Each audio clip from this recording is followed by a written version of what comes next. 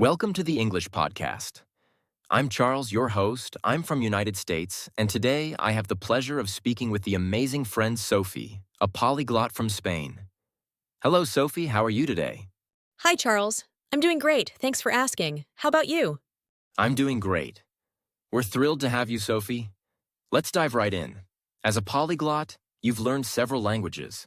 What's your advice for anyone who's just starting to learn English or any other language? I think the secret is making the learning process meaningful and connected to things you actually enjoy.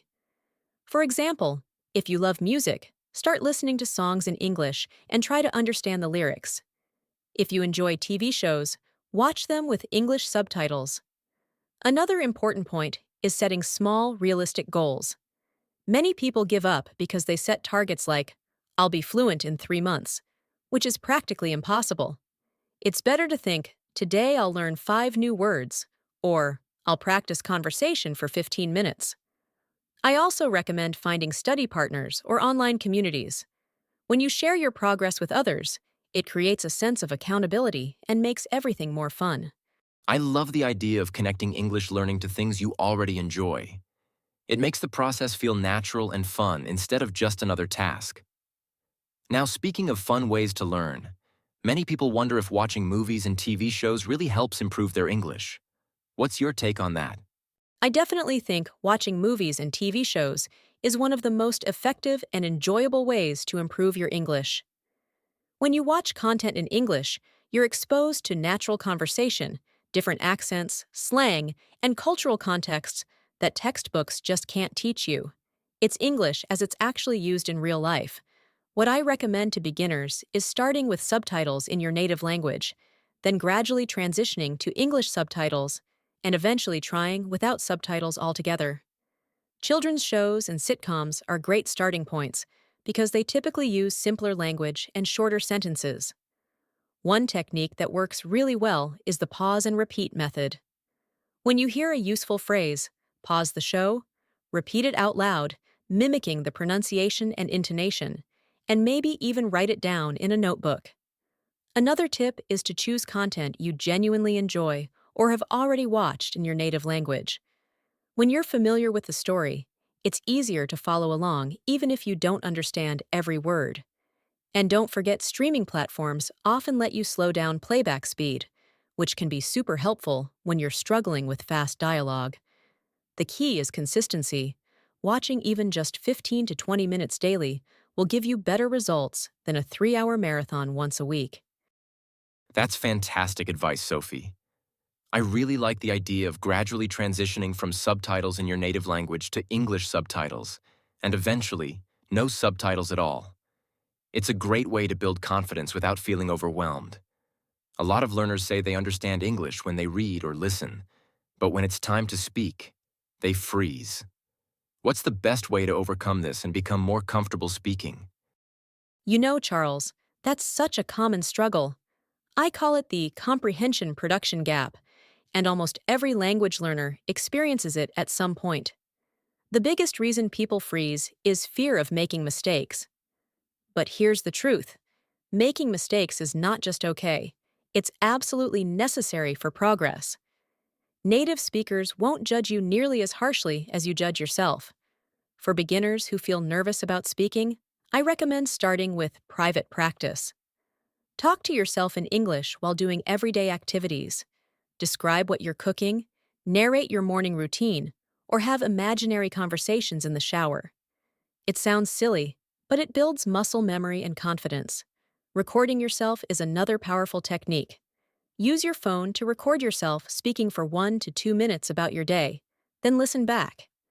At first, it might be uncomfortable to hear your own voice, but you'll quickly notice patterns in your mistakes. When you're ready for real conversation, language exchange apps like Tandem or HelloTalk are fantastic. They connect you with native English speakers who want to learn your language. The beauty is that both parties are learning, so there's mutual understanding about making mistakes. For more structured practice, online tutoring has become incredibly affordable. Even one 30-minute session per week can dramatically improve your speaking confidence. And here's my favorite tip.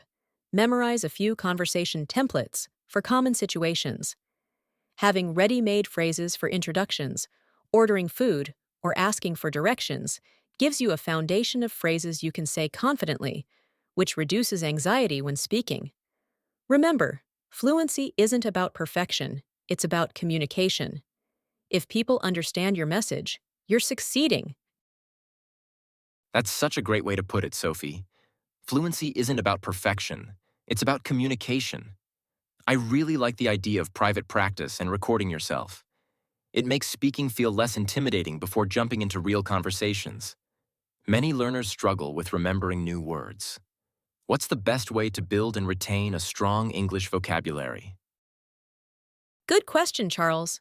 Vocabulary building is definitely a challenge for many learners. I try learning words in context through phrases or sentences. Our brains remember stories and connections better than isolated facts. One technique I love is the vocabulary notebook method.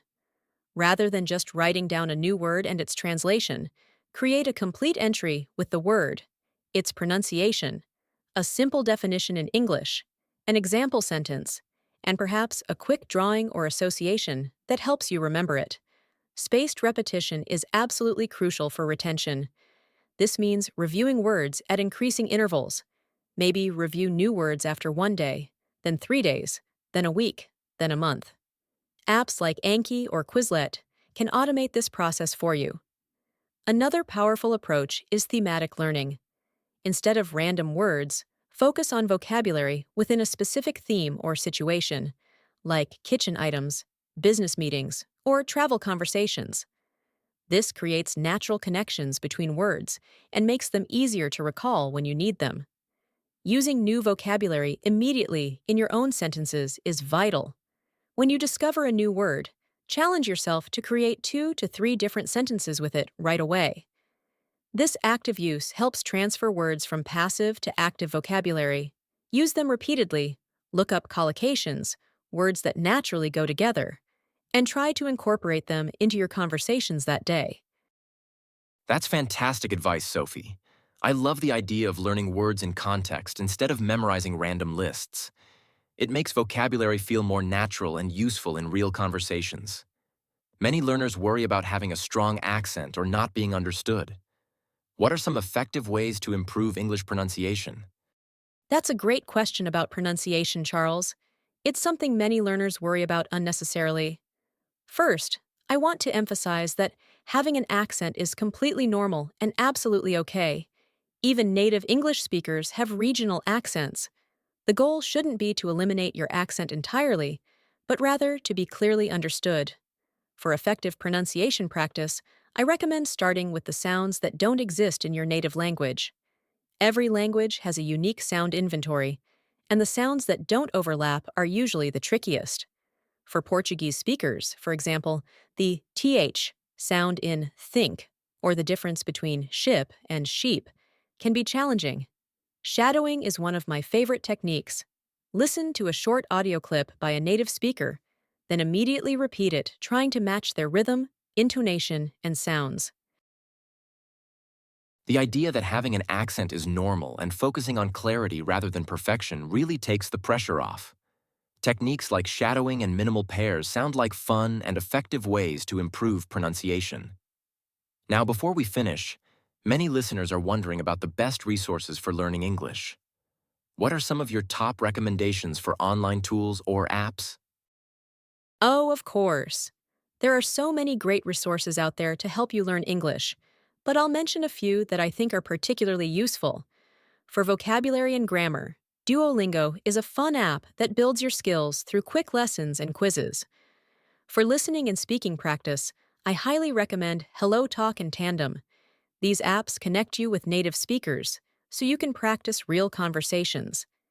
If you want to improve your reading and listening, BBC Learning English has amazing resources, including videos, articles, and podcasts tailored to different levels. Another one is Link, which uses real-world content to help you learn vocabulary in context, which is really powerful.